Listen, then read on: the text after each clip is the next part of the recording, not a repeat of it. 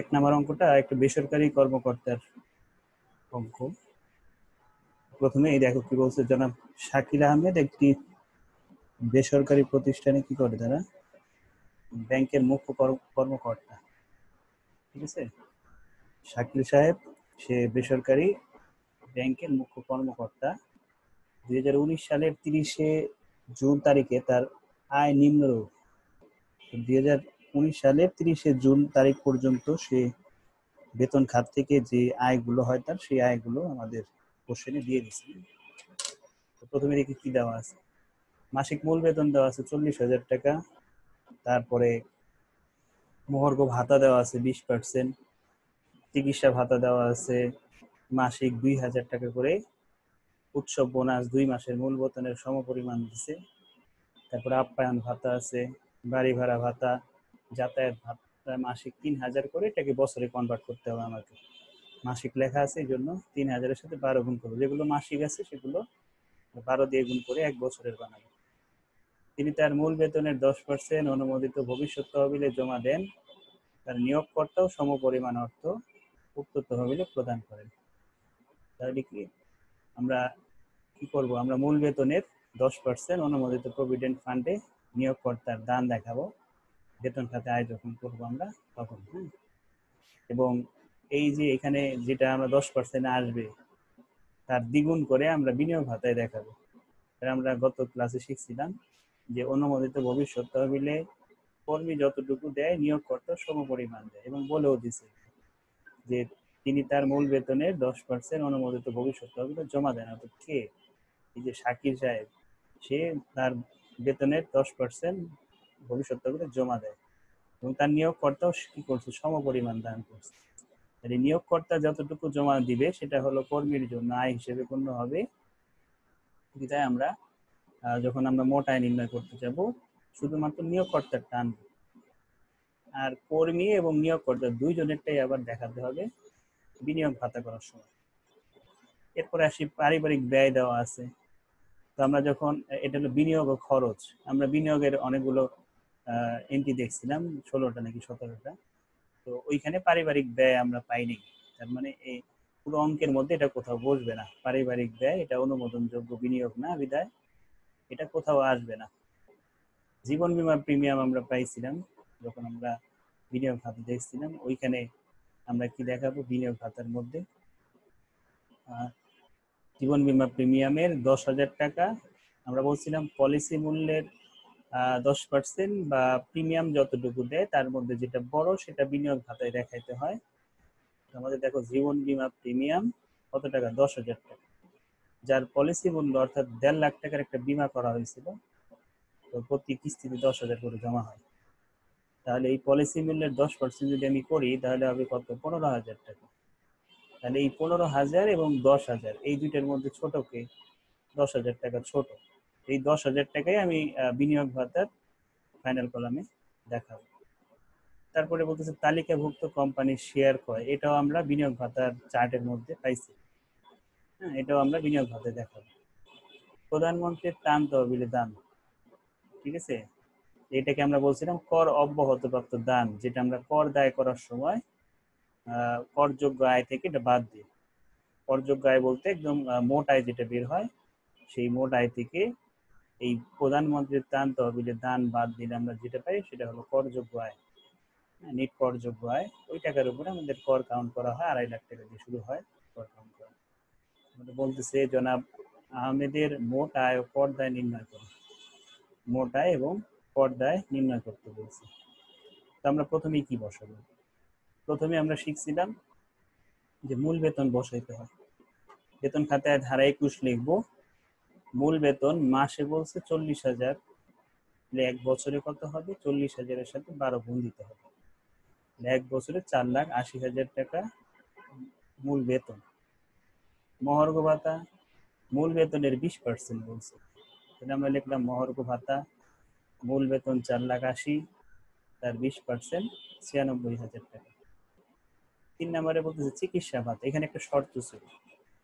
চিকিৎসা ভাতায় শর্ত ছিল একটা, সেটা হলো আমাদের চিকিৎসা ভাতা যেটা দেওয়া থাকবে সেইটা সেখান থেকে আমরা বাদ দিব 1,20,000 টাকা বা মূল বেতনের 10% যেটি কম। তাহলে এটা যেহেতু মাসে, তাহলে এই 2,02,000 টাকাকে আমরা 12 দিয়ে গুণ করে 1 বছরে বানালাম 24,000 টাকা। আর সেখান থেকে আমরা বাদ দিব আমাদের শর্ত যেটা সেটা, শর্তটা মুখস্থ রাখতে হবে। চিকিৎসা ভাতার ক্ষেত্রে মূল বেতনের 10% অথবা 1,20,000 টাকা যেটি কম সেটা আমরা ফার্স্ট কলামে বসাই দেব। তাহলে 1,20,000 টাকা হলো শর্তের, আর মূল বেতনের 10% করে আসছে 48,000। 4,80,000 টাকার 10% করলে আসে 80,000 টাকা, এই 48,000 টাকা।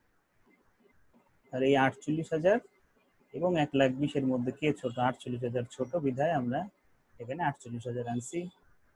আমরা 24,000 থেকে যদি 48,000 বাদ দেই মাইনাস ফিগার বের হয়, এই জন্য আমরা ওটা এখানে নিব না। মাইনাস ফিগারের কোনো অ্যামাউন্টই ফাইনাল কলামে যাবে না, যে কোনো চ্যাপ্টারই করো না কেন। আমরা আগেও দেখে আসছি নেগেটিভ মানটা আমাদের ফাইনাল কলামে যায় না। উৎসব বোনাস মূল বেতনের সমপরিমাণ। কথা ক্লিয়ার বোঝা যায় না। কথা বোঝা যায় না, কথা অনেক আটকায়। আজকে যে একটু নেটে প্রবলেম হইতেছে দুপুর থেকেই, সকালে সমস্যা হয়নি। একটু ওয়েট করে দাঁড়াই, একটু টেস্ট করে নিই। হ্যালো,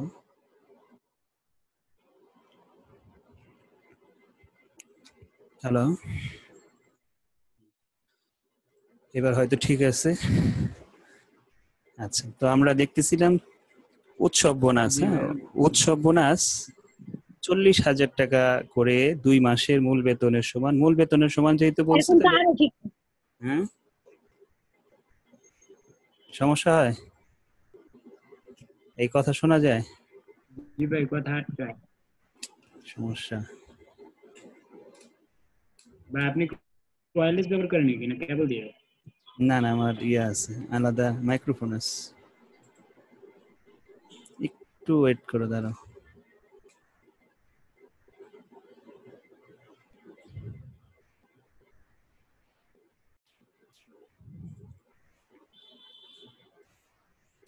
আচ্ছা দেখো, আমরা বলতেছিলাম যে মাসিক মূল বেতনের সমান বলছিল না, উৎসব বোনাস 2 মাসের মূল বেতনের সমপরিমাণ। তো 1 মাসের মূল বেতন 40,000, তাহলে 2 মাসের মূল বেতন আসতেছে 80,000 টাকা। ঠিক আছে, তাহলে 80,000 টাকা আমরা উৎসব বোনাস বসালাম।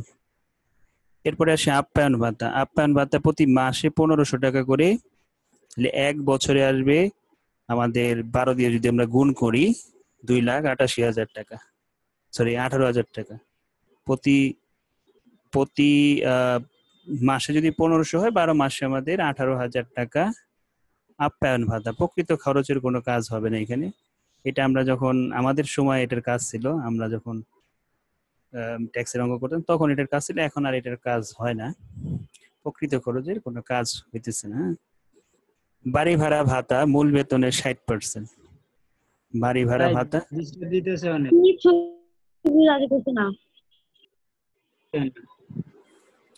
আর নেটে একটু সমস্যা হইতেছে, নেট একটু পর পর মেসেজ আসতেছে যে আনএবল, আনস্টেবল।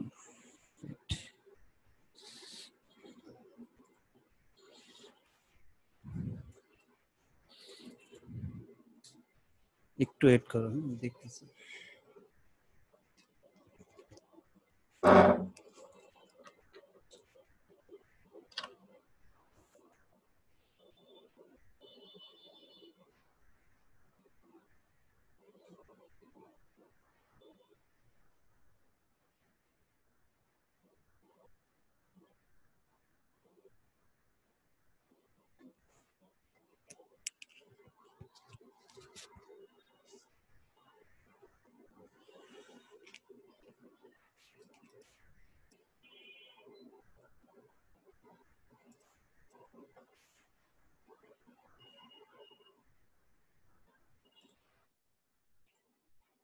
হ্যালো, হ্যালো, এখন ঠিক আছে। তো আমরা কোথায় ছিলাম? আমরা ছিলাম হচ্ছে বাড়ি ভাড়া ভাতায়, বাড়ি ভাড়া ভাতা মূল বেতনের 60% বলছে। তাহলে মূল বেতন ছিল হচ্ছে আমাদের 40,000 টাকা এক মাসে, এক বছরে ছিল 48,000 টাকা। এই পার্সেন্টেজ গুলো সব আমরা এক বছরের টাকার উপরে করব।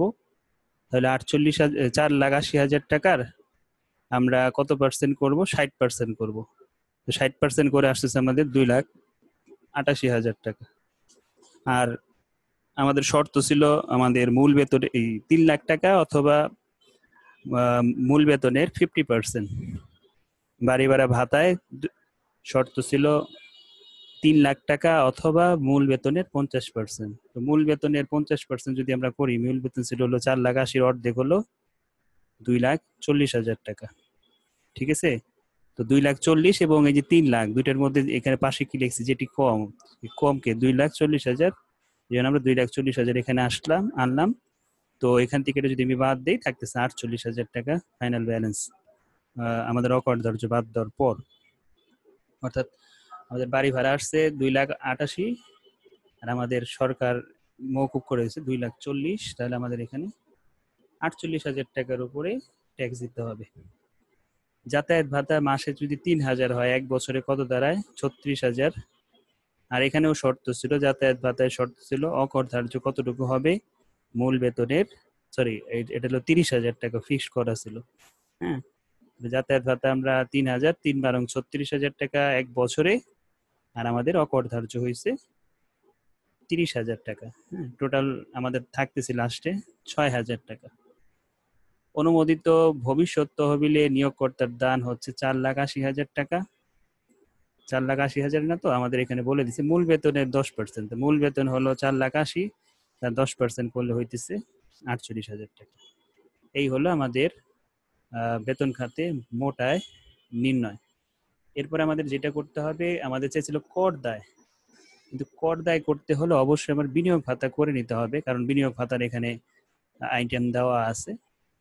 তো বিনিয়োগ ভাতা না করে আমরা কর দায় করতে পারতেছি না, কারণ আমাদের আইটেম দেওয়া আছে। আইটেম থাকলে অবশ্যই কর দায় করার আগে বিনিয়োগ ভাতা করতে হবে। যদি না থাকে তাহলে তার করার কোনো প্রয়োজন আসতেছে না, সরাসরি কর দায়ে চলে যাবে। এখন আমরা বিনিয়োগ ভাতায় কি কি নিব? নিচে 4টা এন্ট্রি আছে না, 4টার মধ্যে আমরা বলছিলাম একটা আসবে না, সেটা হলো পারিবারিক ব্যয়। আর একটা আসবে হলো ওই যে শেষেরটা, এটা হলো কর দায় করার সময়। মাঝখানে রইলো কয়টা? 2টা, জীবন বীমা প্রিমিয়াম আর তালিকাভুক্ত কোম্পানির শেয়ার কয়। হ্যাঁ, এই 2টা আমরা আগে বসাবো। জীবন বীমা প্রিমিয়াম আমরা বলছিলাম কি 10,000 টাকা বসাবো এবং বিমা মূল্যের 10% অর্থাৎ 15,000 বসাবো। 10 এবং 15-এর মধ্যে যেটা ছোট সেটা আমরা ফাইনাল কলামে দেখাবো। তো এটা এখানে তাই করছি, দেখো জীবন বীমা প্রিমিয়াম 10,000 টাকা আর সর্বোচ্চ সীমা ছিল বিমা মূল্যের 10%, কত আসে? 15,000 টাকা। তো 2টার মধ্যে ছোট যে তাকে আমরা ফাইনাল কলামে বসাই দিছি। তারপর শেয়ার কিনছিল 30,000 দিয়ে, শেয়ার বসাই দিছি। আর আরেকটা জিনিস আমরা বলছিলাম, এই যে উপরে 8 নাম্বার এন্ট্রির কথা, এটা অনেক সময় উপরেই থাকে, তো অনেক সময় পরবর্তীতে বসাইতে অনেকে ভুলে যায়। তো খেয়াল রাখতে হবে একটু যে এটা আমাদের নিয়োগকর্তা যেটা দান করছে সেটা আমরা দেখাইছি মোট আয় নির্ণয়ে, আর যখন আমরা বিনিয়োগ ভাতা করব তখন দুইজনেরটাই আমাদের দেখাইতে হবে। তাহলে একজনে বিনিয়োগ করছিল কত? একজনে বিনিয়োগ করছিল 48,000 টাকা, তাহলে দুইজনে 96,000 টাকা আমাদের এখানে বসাতে হবে। এখানে টাইটেল কি দিচ্ছি আমরা? অনুমোদিত ভবিষ্যৎ তহবিলে নিয়োগকর্তার ও কর্মীর দান। হ্যাঁ, নিয়োগকর্তা ও কর্মীর দান। আবার মেবি একটু প্রবলেম হইতেছে। আচ্ছা, যাই হোক, প্রকৃত বিনিয়োগ আমরা বলছিলাম কি যে যেই খাতে বিনিয়োগ করছে সবগুলো যোগ করে আমি যেটা পাবো সেটাকে বলবো আমরা প্রকৃত বিনিয়োগ। আর খ নাম্বারে আমরা শিখছিলাম যে অনুমোদিত ভবিষ্যৎ তহবিলে নিয়োগকর্তার দান ও সুদ ব্যতীত মোট আয়ের 25%। অর্থাৎ আমাদের এখানে খেয়াল করে দেখি যে কি বলছে, ভবিষ্যৎ তহবিলে নিয়োগকর্তার দান ও সুদ ব্যতীত। কারটা বাদ দিব আমরা? এখানে নিয়োগকর্তারটা শুধু বাদ দিব। সুদ তো আর আমরা অঙ্কে পাই নাই, বিধায় এটা আমার বাদ দেওয়া লাগতেছে না। এই যে 7,76,000 টাকা, এই 7,76,000 টাকা থেকে নিয়োগকর্তা দান করছিল কত? 48,000, এটা বাদ দিব। আর যদি সুদ থাকতো অঙ্কে, সুদও বাদ দিতাম। তো বাদ দেওয়ার কারণে আমাদের এখানে 25% করে বাদ দিয়ে দাঁড়াইতেছে কত? 1,82,000 টাকা। ঠিক আছে, তাহলে এটা হলো খ নাম্বার। আমরা প্রথমে পাইছি প্রকৃত বিনিয়োগ, অর্থাৎ প্রশ্নে যে বিনিয়োগগুলো ছিল সব যোগ করে প্রকৃত বিনিয়োগ পাই। আর অনুমোদিত ভবিষ্যৎ তহবিল ও নিয়োগকর্তার দান ব্যতীত মোট আয়ের 25% দেখাই। আর গ নাম্বারে হলো সর্বোচ্চ সীমা 1.5 কোটি টাকা দেখাই। তাহলে এই তিনটার মধ্যে যে ছোট সেটা আমাদের মোট বিনিয়োগে দাঁড়াবে। হ্যাঁ, আর সর্বশেষ বিনিয়োগ দাঁড়াবে তিনটার মধ্যে যে ছোট, ওইটাই আমাদের কর রেয়াতযোগ্য আয় হিসেবে গণ্য হবে। তাহলে এখানে দেখো 1,36,000 সবার থেকে ছোট, এই জন্য আমরা 1,36,000 টাকা বসেছি। এখানে আবার ব্র্যাকেটে লিখে দিচ্ছি বিনিয়োগ ভাতা ক খ গ এর মধ্যে যেটি ছোট। এটা হলো সেকেন্ড পার্ট। এখন আছে থার্ড পার্টে। থার্ড পার্টে আমরা কর দায় নির্ণয় করব। তো কর দায় নির্ণয় করার জন্য আমাদের কি করতে হবে? মোট করযোগ্য আয়, মোট করযোগ্য আয় আছে কত? 7,76,000 টাকা। এই দেখো এখানে 7,76,000 টাকা আছে। সেই টাকা থেকে আমরা কি করব? প্রধানমন্ত্রীর যে ত্রাণ তহবিলের দান আছে সেটা বাদ দিব। প্রধানমন্ত্রীর ত্রাণ তহবিলে দান করছিল কত টাকা? 20,000 টাকা। 7,76,000 টাকা থেকে আমি যদি 20,000 টাকা বাদ দেই, এটা আমাদের নিট করযোগ্য আয় থাকতেছে 7,56,000 টাকা আসবে। হ্যাঁ, আচ্ছা যতটুকু করা যায় এভাবে করো। আমরা তো ভিডিওটা আবার দিয়ে দিব না। হ্যাঁ, একটু মিস্টেক হইতে পারে সাউন্ডে। আমরা ভিডিওটা আবার দিয়ে দিব ইউটিউবে, ওইখান থেকে একটু ক্লিয়ারলি বুঝতে পারবো আশা করি। আজকে একটু নেটে প্রবলেম হইতেছে। আচ্ছা, করযোগ্য আয় হলো 7,76,000। প্রধানমন্ত্রীর ত্রাণ তহবিলে দান ছিল 20,000 টাকা। এটা আমাদের নিট আয়, করযোগ্য আয় দাঁড়িয়ে দিচ্ছে 7,56,000 টাকা। আর আমাদের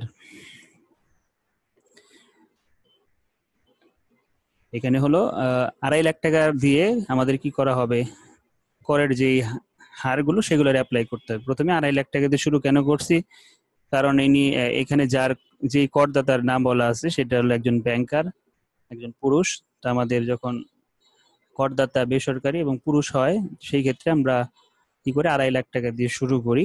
তো এই জন্য আমরা এখানে কি লিখছি যে প্রথম 2.5 লাখ টাকার উপর নিট করযোগ্য আয়ের উপর কত পার্সেন্ট হয়? 0%। অর্থাৎ প্রথম 2.5 লাখ টাকার উপর কোনো কর দিতে হয় না। এই জন্য 0%, 0 টাকা কর আসছে।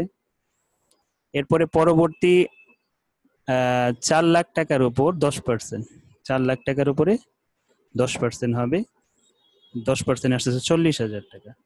তাহলে দেখো এখানে কিন্তু আমরা 2.5 লাখ আর 4 লাখ, এই টোটাল 6.5 লাখ টাকা কিন্তু অলরেডি আমরা কাজ করে ফেলছি। কত টাকার মধ্যে? 7,56,000 টাকার মধ্যে 2.5 লাখ এবং 4 লাখ টাকার কাজ করে ফেলছি।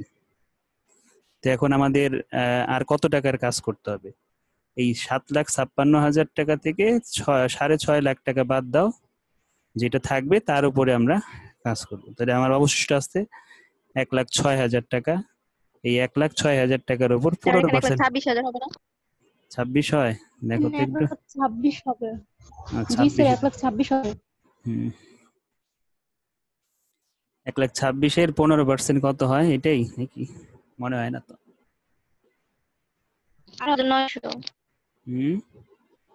26 না, 18,900। কারণ প্রথমে দাম আমরা 2 লাখ 18,900 হবে, 15,900 না।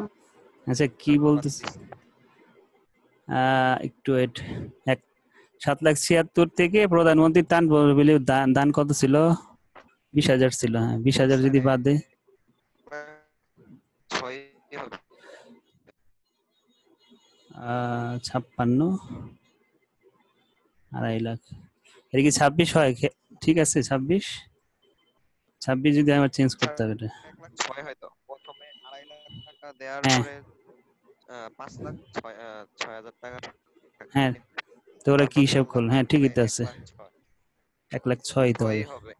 স্যার ঠিক, স্যার অ্যানসার ঠিক আছে, কিন্তু ভুল বলতেছি। তো ওরা 26 বললো কিভাবে? ওই 20,000 কাউন্ট করে নাই নাকি? আমি বলতে ভুল করছি হয়তো। 76,000। হ্যাঁ না, আমি এই 7,56,000 থেকে এই দুইটা বাদ দিই। 76,000। 76 থেকে না, 76 থেকে দিবে কেন? নিট করযোগ্য আয় বলছেন এখানে। নিট করযোগ্য আয়ের 2.5 লাখ টাকা। হ্যাঁ না না, আমি ওদেরটা বলতেছি। ওরা ভাবছে 7,76,000, এই জন্য ওরা বলতেছে এখানে 26,000 হ্যাঁ হ্যাঁ, হবে। আচ্ছা যাই হোক, ওটা হয়তো মিস্টেক হয়েছে। এখানে ঠিক আছে, হ্যাঁ এখানে যা আছে এটাই কারেক্ট। তো এরপরে আমরা যেটাতে যাব, 1,06,000 থাকে, তার 15% করলে 15,900 টাকা হয়। তাহলে টোটাল আমার কর দাঁড়িয়ে দিচ্ছে 55,900 টাকা, 55,900 টাকা। তো আমরা ওই যে বিনিয়োগ করে রাখছিলাম কত টাকা, 1,36,000 টাকা বিনিয়োগ করে রাখছি। হ্যাঁ, আগের ঘরে এই যে এখানে 1,36,000, এটার উপর 15% হারে কর ছাড় পাওয়া যায়। তাহলে 15% আসতেছে 20,800। তাহলে 55,900 থেকে 20,800 বাদ দিলে আমাদের যেটা অবশিষ্ট থাকে সেটা আমাদের সরকারকে কর দিতে হবে। হ্যাঁ, এই ছিল আমাদের 1 নম্বর অঙ্ক। এখন আমরা সেকেন্ড অঙ্কে যাব।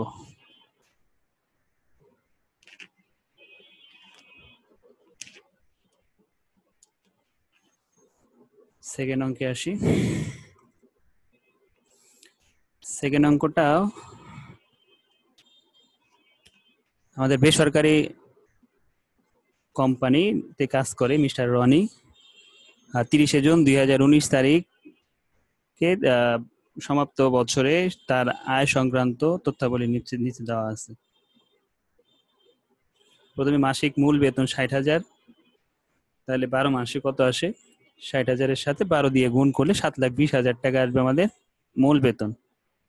মহার্ঘ ভাতা কত টাকা বলছে, মাসে বলছে 12,000, 12,000-এর সাথে 12 গুণ করে 1,44,000 আসবে মহার্ঘ ভাতা। মাসিক চিকিৎসা ভাতা 3,000, তাহলে 3,000-এর সাথে আমরা 12 করে গুণ করলে 3×32,000 টাকা হলো আমাদের চিকিৎসা ভাতা। এবং চিকিৎসা ভাতায় শর্ত ছিল মূল বেতনের 10% অথবা 1,20,000 টাকা, যেটি কম সেটা আমরা ওই 36,000 টাকা থেকে বাদ দিব। তাহলে 1,20,000 আমরা বসাইছি, যে দেখো নিচে। স্যার হ্যাঁ 1,20,000 তারপরে 10% 72,000 টাকা, যেই টাকাটা আছে মানে যেটা হ্যাঁ কম সেটাই তো বসাবো। কিন্তু হ্যাঁ স্যার হ্যাঁ আমাদের কি লেখাটা লিখতে হবে? আমরা যদি হ্যাঁ হ্যাঁ 72,000 বাদ না দিয়ে না, দিই এটা হবে না? ডিরেক্ট লিখতে হবে, ডিরেক্ট লিখতে হবে। না তো টিচারে বুঝবে না তুমি কি ওটা, তোমার কি ওটা মনে আছে না আন্দাজে মেরে দিছো। হ্যাঁ, 1,20,000 টাকা, এটা শর্ত লিখতেই হবে, এটা ছাড়া উপায় নেই। 1,20,000 আর 10% 72,000, যেটা ছোট অর্থাৎ 72,000 ছোট আনছি। তো যেটি বিয়োগ কম। করে মাইনাস ফিগার আসে থেকে কোনো ব্যালেন্স আমরা ফাইনাল কলামে বসাই নাই। তারপরে আসি বাড়ি ভাড়া ভাতা মূল বেতনের 50% বলছে। বাড়ি ভাড়া ভাতা মূল বেতনের 50%-এ কত আসে, মূল বেতন 7,20,000, 7,20,000-এর 50% হলো 3,60,000। আর আমার শর্ত হলো বাদ দিব কতটুকু, 3,00,000 টাকা বা মূল বেতনের 50%। এই 3,00,000 টাকাও মুখস্থ, 3,00,000 টাকা বা মূল বেতনের 50% ওই 3,60,000 হয়। দুইটার মধ্যে যেটা ছোট, অর্থাৎ 3,00,000 টাকা ছোট, বিধায় 3,00,000 টাকা আমরা এখানে আনলাম। তাহলে আমাদের মূল টাকা থেকে অকর ধার্যের টাকা বাদ দিয়ে 60,000 টাকা আমার অবশিষ্ট রইলে এই টাকার উপরে ট্যাক্স দিতে হবে। এরপরে আসি আপ্যায়ন ভাতা। আপ্যায়ন ভাতা আছে আমাদের 2,000 টাকা করে। তাহলে প্রতি মাসে যদি 2,000 হয়, 12 দুগুণে 24,000 টাকা আপ্যায়ন ভাতা দেখাবো, প্রকৃত খরচের কোনো কাজ হবে না। উৎসব বোনাস 2 মাসের মূল বেতনের সমান। উৎসব বোনাস 2 মাসের মূল বেতনের সমান, অর্থাৎ 1 মাসের মূল বেতন 60,000, 2 মাসে 1,20,000 টাকা উৎসব বোনাস বলবে। তারপর তিনি পূর্ণ সময় ব্যবহারের জন্য নিয়োগকর্তার নিকট হতে গাড়ি পেয়েছেন। হ্যাঁ, একটা গাড়ি পাইছে। তো আমরা শিখছিলাম যে যানবাহনের 2টা শর্ত ছিল, একটা যানবাহন সুবিধা দেওয়া এবং যানবাহনের জন্য যাতায়াত ভাতা দেওয়া। এটা হলো যানবাহন সুবিধা দিছে, যানবাহন সুবিধা। তো যানবাহন সুবিধা দিলে শর্তটা কি ছিল, মূল বেতনের 5% অথবা আমরা কি করব 60,000 টাকা, যেটি বড়। এই শর্তটাও মুখস্থ রাখতে হবে। যানবাহন যদি সুবিধা দেয় তাহলে মূল বেতনের 5% অথবা 60,000 টাকা, যেটি বড়। এই ক্ষেত্রে শুধুমাত্র বড়টা আসবে। তাহলে দেখো মূল বেতনের 5% করে আসছে 36,000 টাকা, আর 60,000 টাকা হলো শর্তের। দুইটার মধ্যে বড় হলো 60,000 টাকা, এই জন্য আমরা 60,000 টাকা সরাসরি বসিয়ে দিছি। হ্যাঁ, এটা কোনো অকর্তব্য বা অন্য কিছু হবে না, এটা ডিরেক্ট সুবিধা দিলে ডিরেক্ট শর্তটা বসায় আমরা কাজ করে ফেলবো। অর্থাৎ মূল বেতনের 5% বা 60,000 টাকা, যেটি বড়, এটা আমরা ফাইনাল কলামে সরাসরি নিয়ে যাব, কারোর সাথে যোগ বিয়োগ হবে না সুবিধার ক্ষেত্রে। তিনি তার মূল বেতনের 10% অনুমোদিত ভবিষ্যৎ তহবিলে জমা দেন। ওই তহবিলে সঞ্চিত অর্থের উপর এবছর 1,70,000 টাকা সুদ হয়েছে। তাহলে আমরা প্রথমেই ভবিষ্যৎ তহবিলে যে দান করছি সেটার কাজ করব। তো আমরা বলছিলাম যে নর্মালি ভবিষ্যৎ তহবিলে নিয়োগকর্তা যতটুকু দেয় কর্মীও ততটুকু দেয়। এখানে কর্মীর কথা বলা আছে, নিয়োগকর্তার কথা বলা নাই। তারপর আমাদের নিয়োগকর্তারটা কাউন্টে আনতে হবে। এটা বলা থাকুক আর না থাকুক। তাহলে আমরা কি লিখবো? অনুমোদিত ভবিষ্যৎ তহবিলে নিয়োগকর্তার দান 7,20,000 টাকার 10% 72,000 টাকা। এই দেখো 72,000 টাকা বসাইছি। কি লিখছে? অনুমোদিত ভবিষ্যৎ তহবিলে নিয়োগকর্তার দান। এরপরে সে যে জমাইতেছে প্রতি বছর, এখান থেকে আবার একটা সুদ পাইছে, 1,70,000 টাকার সুদ পাইছে ভবিষ্যৎ তহবিল থেকে। হ্যাঁ, তো আমরা যখন আমরা সুদের বিষয়টা বলছিলাম, 3 ভাবে সুদ থাকতে পারে বলছিলাম। এক, সুদের হার দিয়ে দিবে, এবং সুদের হারটা 14.5-এর নিচে যদি থাকে তাহলে একভাবে কাজ করব। আবার যদি শুধু সুদ দেওয়া থাকে তাহলে একভাবে করব, আর যদি 14.5% হারের উপরে থাকে তাহলে একভাবে করব। তো এখানে আমরা কি করছি, যেহেতু আমাদের কোনো সুদের হার উল্লেখ নাই, সেই ক্ষেত্রে আমরা ধরে নিব যে এটা 14.5% হারে নিম্নত সুদের 14.5% হারে নিচে রেটে আমাদের এটা বের করা আছে।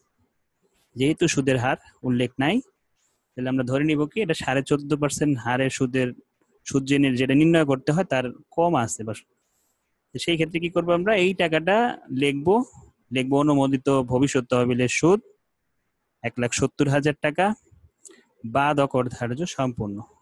হ্যাঁ, বাদ অকর ধার্য সম্পূর্ণ কত? 1,70,000। টিকার মধ্যে আমরা পরে দেখবো, আমরা টিকার মধ্যে আমি যেটা বললাম সেটাই ওখানে বলছে, যে ধরে নেওয়া হয়েছে যে এই 1,70,000 টাকা 14.5% হারের নিচের রেটে তৈরি করা।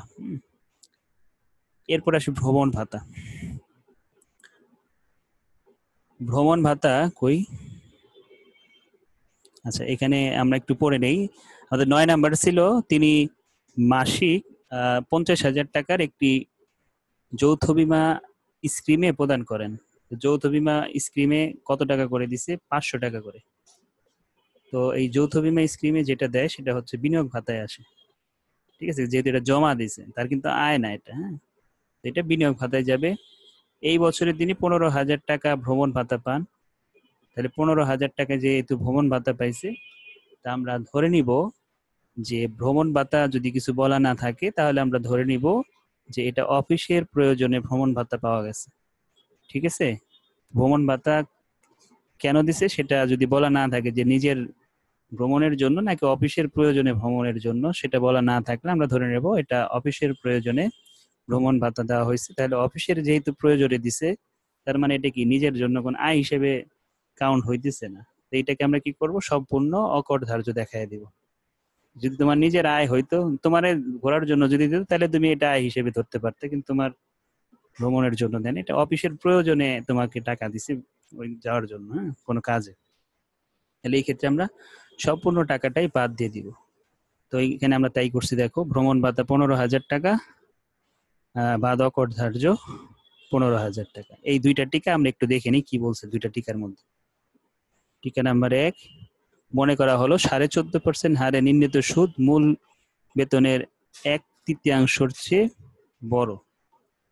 হ্যাঁ, অর্থাৎ তোমার এটা না লিখে তুমি এভাবে লিখতে পারো যে ধরে নেওয়া হলো প্রশ্নে যে প্রদত্ত সুদটি 14.5% হারে নির্ণীত সুদের চেয়ে কম।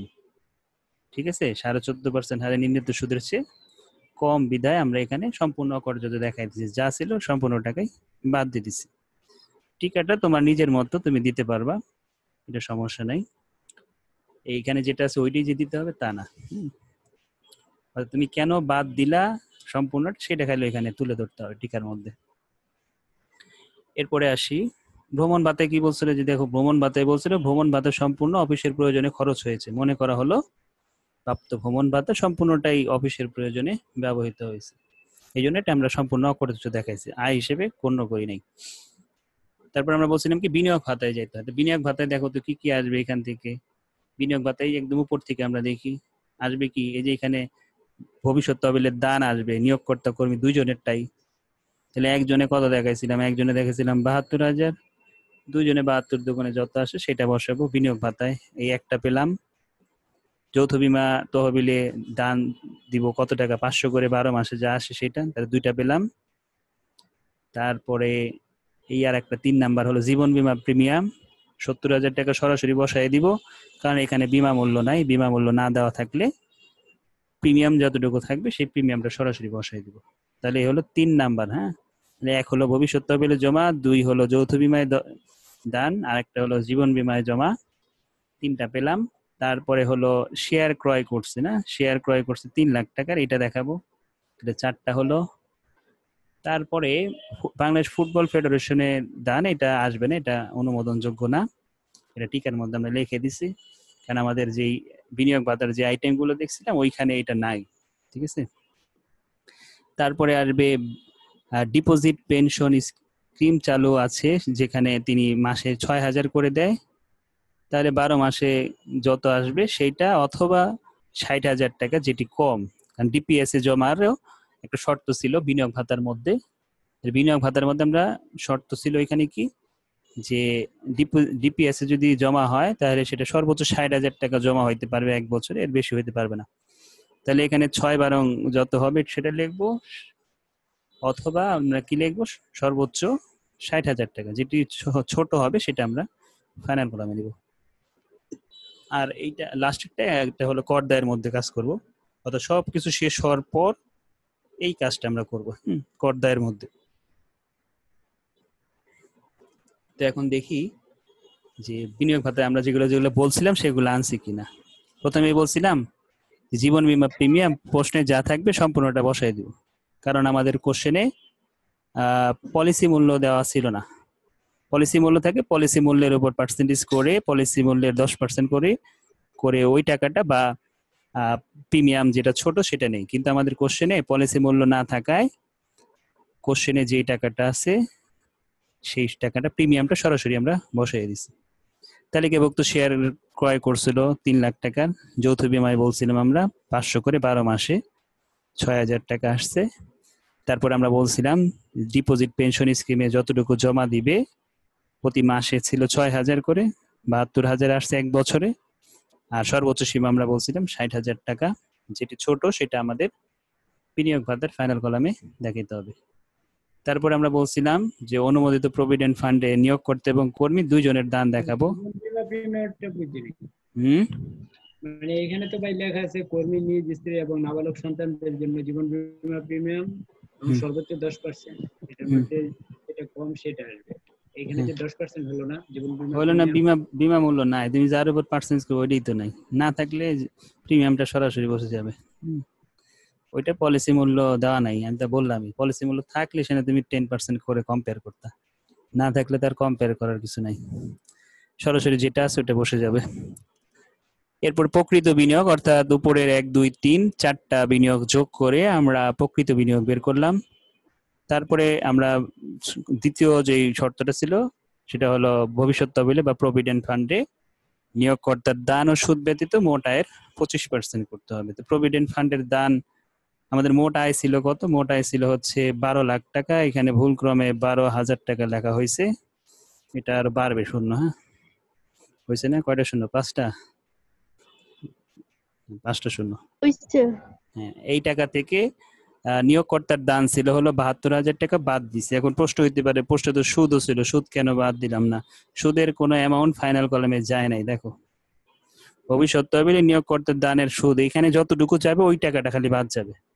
তার মানে এইখানে দেখো 72,000 ছিল, 72,000 বাদ দিছি, কিন্তু এইখানে কিন্তু কোনো টাকাই যায় না। এখানে যদি কোনো টাকা যাইতো তাহলে ওই টাকাটা আমরা ওইখান থেকে বাদ দিতাম। ঠিক আছে, এই যে এইখান থেকে বাদ দিতাম, কারণ আমার এখানে শর্তের মধ্যেই লেখা আছে নিয়োগকর্তার দান ও সুদ ব্যতীত, তাহলে দানও বাদ দিতে হবে, সুদও বাদ দিতে হবে। কতটুকু টাকা? আমাদের ফাইনাল কলামে যে টাকাটা থাকবে সেটা। ঠিক আছে, তো ভবিষ্যৎ তহবিলে 72 ছিল, 72 বাদ দিছে। বুঝি নাই। 12 লাখ টাকা এই যে আমাদের এই যে মোটা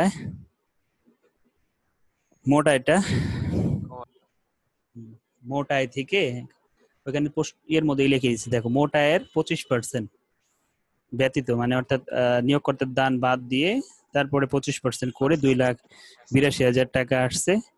আর আমাদের সর্বোচ্চ সীমা আসতেছে হলো 1 লাখ, সরি 1.5 কোটি টাকা। হ্যাঁ, 1.5 কোটি টাকা সর্বোচ্চ সীমা। তো আমাদের সর্বশেষ ব্যালেন্স আসতেছে 2,82,000। তিনটার মধ্যে যেটা ছোট সেটা আমাদের সর্বশেষ ব্যালেন্স। এই ছিল আমাদের বিনিয়োগ ভাতা। এরপরে যাব আমরা কর দায় নির্ণয়। হ্যাঁ, এরপরে কর দায় নির্ণয়ে যাব। তোমরা কি সাউন্ড একটু ক্লিয়ার পাইছো আগের থেকে? জি ভাই। আচ্ছা, হ্যাঁ স্যার এখন ক্লিয়ার।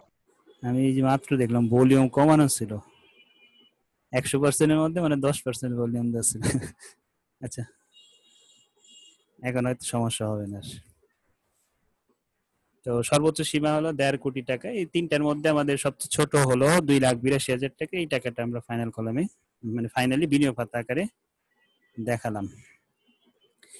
এরপরে কর দায়। কর দায় মাত্র আমরা শিখে আসছি কিভাবে করতে হয়। আমাদের এখানে কোনো বাদ তাদের কোনো প্রয়োজন পড়ে নাই, কারণ আমাদের প্রধানমন্ত্রীর ত্রাণ তহবিলে দান, রাষ্ট্রপতির ত্রাণ তহবিলে দান, ঠিক আছে, এই খাতগুলোতে আমাদের কোনো বিনিয়োগ ছিল না। বিধায় আমরা সরাসরি 2.5 লাখ টাকা দিয়ে অঙ্ক শুরু করে দিব। মোট আয়ের 2.5 লাখ টাকার উপর 0%, 0 টাকা হলো আমাদের মোট আয় কিন্তু 12 লাখ। তার মানে 12 লাখ পর্যন্ত যাইতে হবে এইভাবে স্টেপ বাই স্টেপ। তাহলে পরবর্তী 4 লাখ টাকার উপর 10% 40,000 টাকা আসতেছে। হ্যাঁ, তার মানে এখানে 6.5 লাখ টাকা অলরেডি নিয়ে নিছে। আমাদের কিন্তু 12 লাখ থেকে 6.5 লাখ বাদ দিলে আরো 5.5 লাখ টাকা থাকে। তাহলে আমাদের থার্ড স্টেপ হলো 5 লাখ টাকার। 5 লাখ টাকায় 15%-এ 75,000 টাকা। অবশিষ্ট আর থাকতেছে 50,000 টাকা। এই 50,000 টাকার উপর 20%, তার মানে আস্তে আস্তে 5% করে বাড়তেছে। তাহলে 4টা স্টেপে আমাদের মোট কর দায় দাঁড়ালো 1,25,000 টাকা। আর আমরা বিনিয়োগ করছিলাম কত টাকা? বিনিয়োগ করছিলাম আমরা সব মিলিয়ে মোট বিনিয়োগ করছি 2,82,000 টাকা। তো আমরা যখন বিনিয়োগ ভাতা করছিলাম বলছিলাম যে যদি 2.5 লাখ টাকার বেশি বিনিয়োগ হয় তাহলে 2.5 লাখ টাকার উপর 15% হারে ছাড় পাবে, আর এর অতিরিক্ত যে টাকাগুলো থাকবে তার উপর 12% হারে ছাড় পাবে। ঠিক আছে, 2.5 লাখ টাকার 15% প্লাস আমার আরো 32,000 টাকা অতিরিক্ত আছে, কারণ আমরা মোট বিনিয়োগ করছি 2,82,000 টাকা। 12% করাতে আমাদের দাঁড়াইতেছে টোটাল 41,340 টাকা আমি ছাড় পাইতেছি। কত টাকার মধ্যে? 1,25,000 টাকার মধ্যে। সর্বশেষ আমাদের নিট কর দাঁড়াইতেছে 83,660 টাকা। আবার অগ্রিম কিন্তু কর কিছু কেটে রাখছিল। দেখো এই যে প্রশ্নে বলে দিছে যে নিয়োগকর্তা মিস্টার রনি বেতন থেকে 10% উৎসে কর কর্তন করেন। তার মানে কি সে কিন্তু আগেই ট্যাক্স দিয়ে রাখছে কত? 10%। 10% মানে 72,000 টাকা কিন্তু সে আগেই দিয়ে রাখছে। তাহলে 83,660 টাকার মধ্যে 72,000 টাকার ট্যাক্স দিয়ে রাখলে আর ট্যাক্স দিতে হবে তাকে কত? আর 11,660 টাকা। ঠিক আছে, এই ছিল আমাদের কর দায় নির্ণয়। এরপরে আমরা আরেকটা অঙ্ক আজকে দেখবো। তো একটা এখন দেখবো সরকারি, একটা দেখবো সরকারি। সরকারি একদম ইজি, দুইটা তো বেসরকারি দেখলাম না, এটা দেখাবো না। এটা আমরা ঈদের আমাদের আরেকটা ক্লাস কিন্তু আছে, সেটা হলো পরশুদিন। হ্যাঁ, এটার উপর একটা ক্লাস রাখছি আমরা ঈদের আগে। সবাই মাথার উপর পরশুদিন 5:30টায় ক্লাস আছে আবার এটার উপরে। তো এইগুলো আমরা পরে দেখবো, ঈদের পরেই দেখবো, সমস্যা নেই। এগুলো যে বেতন স্কেল এগুলো বুঝাইতে হবে আমাকে, তো এখনই মাথা নষ্ট করতে চাই না, ঈদের পরেই দেখবো। আমরা একটু সরকারি একটা ইজি একটা অঙ্ক দেখি, সরকারি কর্মকর্তা হলে কিভাবে হিসাব করে। হ্যাঁ, তোমাদের বাসার কাজ থাকবে 6 নাম্বারটা। এখন বলবো মনে হয় বাসার কাজ 6 নাম্বারটা। হ্যাঁ, 6 নাম্বারটা বাসায় করবা, কারণ এতক্ষণ আমরা যে নিয়মে করছি ওই নিয়মে 6 নাম্বারটা ঠিক ওইটারই আমরা এখন সরকারি করব।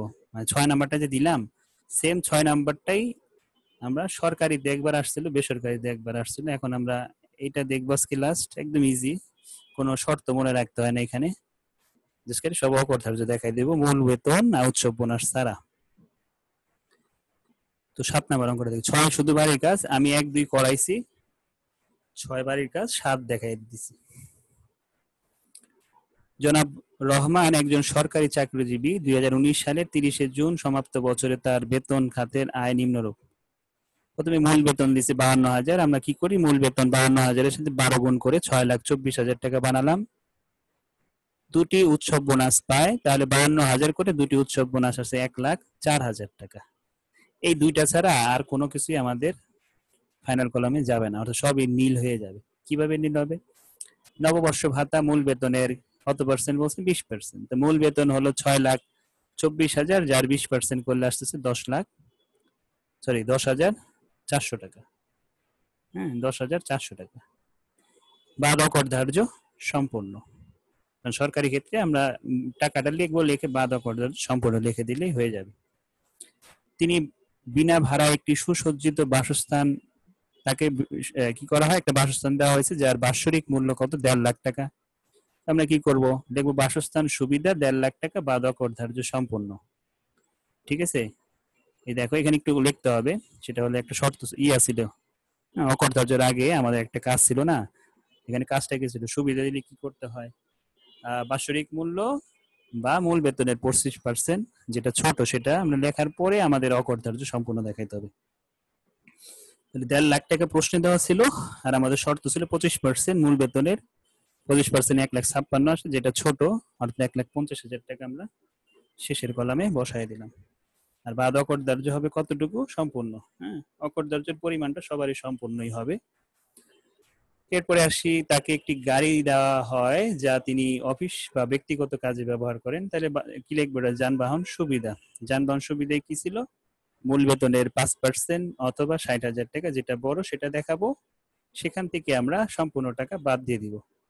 দেখো মূল বেতনের 5% 31,200 আসে, আর 60,000 টাকা শর্তের, তাহলে বড় হলো 60,000 টাকা, আর সম্পূর্ণ অকরধার্য 60,000 টাকা। এরপরে আসি চিকিৎসা ভাতা। চিকিৎসা ভাতা 1,500 টাকা। 1,500 টাকায় 12 দিয়ে গুণ করলে আমরা পাইতেছি চিকিৎসা ভাতা 18,000 টাকা বাদ অকরধার্য সম্পূর্ণ। হ্যাঁ, চিকিৎসা ভাতা 1500 করে 12 মাসে 18,000 টাকা বাদ অকরধার্য সম্পূর্ণ। এরপরে আসি, চলতি বছরে তিনি ভ্রমণ ভাতা পান 50,000 টাকা। ভ্রমণ ভাতাও কি সম্পূর্ণ অকরধার্য দেখাবো, সরকারি বিধায়। বেসরকারি হলেও আমরা সম্পূর্ণ অকরধার্যই দেখাইতাম, টিকার মধ্যে লিখতাম যে এটা ব্যবসায়িক প্রয়োজনে ভ্রমণ ভাতা পাওয়া গেছে, 50,000 টাকা বাদ দিয়ে দিছি। তারপরে তিনি সাধারণ ভবিষ্যৎ প্রভিডেন্ট ফান্ডে মূল বেতনে 10% দান করেন, তাহলে কি লিখবো? ভবিষ্যৎ তহবিলে, সাধারণ ভবিষ্যৎ তহবিলের দান সরকারি ক্ষেত্রে সচরাচর শুধু কর্মীর দানটাই বিবেচনায় আসে। ঠিক আছে, নিয়োগকর্তা বলতে সরকার, এখানে নিয়োগকর্তা হলো সরকার, তো সরকারের অংশটা এখানে আসে না। ঠিক আছে, মনে থাকবে, সাধারণ প্রভিডেন্ট ফান্ডের দান এটা শুধুমাত্র কর্মীরটাই কাউন্ট হবে, যেখানেই কাউন্ট করি, এটা আমি মোট আয় কাউন্ট করি না কেন আর বিনিয়োগ ভাতায় যাই না কেন, এটা একজনেরটাই কাউন্ট হবে, শুধু কর্মীরটা। তো কর্মীর দান সেটা তো আর কর্মীর জন্য আয় না, না, এই জন্য আমাদের এই মোট আয়ের মধ্যে অন্তর্ভুক্ত হবে না। ঠিক আছে, নিয়োগকর্তা যদি দান করতো তাহলে সেটা কর্মীর আয়ের মধ্যে অন্তর্ভুক্ত হইতো, যেহেতু কর্মী দান করছে বিধায় আমরা এইটা আমরা এখানে আনবো না, কিন্তু তার সুদটা আসবে, কারণ সুদটা কর্মীর জন্য আয়। ঠিক আছে, তো সুদ কতটুকু আসবে? চলতি আয় বর্ষে তিনি 12.5% হারে উক্ত ফান্ডে সুদ পান 40,000 টাকা। তো 40,000 টাকা আমরা বসায় বাদ অকরধার্য সম্পূর্ণ দেখাবো, কারণ এটা সরকারি বিধায়। বেসরকারি হলেও আমরা সম্পূর্ণ অকরধার্য দেখাতাম, কারণ আমরা বলছিলাম এই 14.5% বা তার কম হারে যদি কোনো সুদ দেওয়া থাকে তাহলে সেটা সম্পূর্ণ অকরধার্য দেখাই দেবে। 14.5-এর উপরে গেলে কিছু ক্যালকুলেশন আছে, সেটা আমরা অন্য একটা অঙ্কের মধ্যে দেখবো কিভাবে ক্যালকুলেশন করে পরে। তারপরে গৃহ পরিচালিকার বেতন মাসে 5,000 করে হলে 5×60,000 টাকা আমরা গৃহ পরিচালিকার বেতন দেখাবো, এটাও সম্পূর্ণ অকরধার্য সরকারি বিধায়। এই ছিল আমাদের মোট আয়ের যে এন্ট্রি, সেগুলো নিচে দুইটা এন্ট্রি আছে, সেই দুইটা, এটা হলো বিনিয়োগ ভাতার আইটেম, অর্থাৎ তিনি গ্রুপ বিমায় মূল বেতনের 1% দান করছে, সেটা হলো বিনিয়োগ ভাতায় যাবে। ডিপোজিট পেনশন স্কিমে জমা করছে, সেটাও বিনিয়োগ ভাতায় যাবে। দেখো আর কোনো এন্ট্রি এখানে আসেনি। তাহলে সর্বশেষে আমরা যেটা বলছিলাম সেটাই, যে মূল বেতন আসবে আর উৎসব বোনাস আসবে, এই দুইটা যোগ করে আমরা বসাই দিচ্ছি। ঠিক আছে, আচ্ছা, এরপরে আমরা যেটা করব সেটা হলো বিনিয়োগ ভাতা। বিনিয়োগ ভাতায় বেশি এন্ট্রি যাবে না, একটা হলো সাধারণ প্রভিডেন্ট ফান্ডে মূল বেতনের 10% যাবে, এরপরে যাবে গ্রুপ বিমায় মূল বেতনের 1%, আর যাবে হলো ডিপোজিট পেনশন স্কিমে 8,000 করে মাসে হলে 12 মাসে যেটা হয় সেইটা, অথবা 60,000 টাকা যেটা ছোট। দেখো তাই করছি।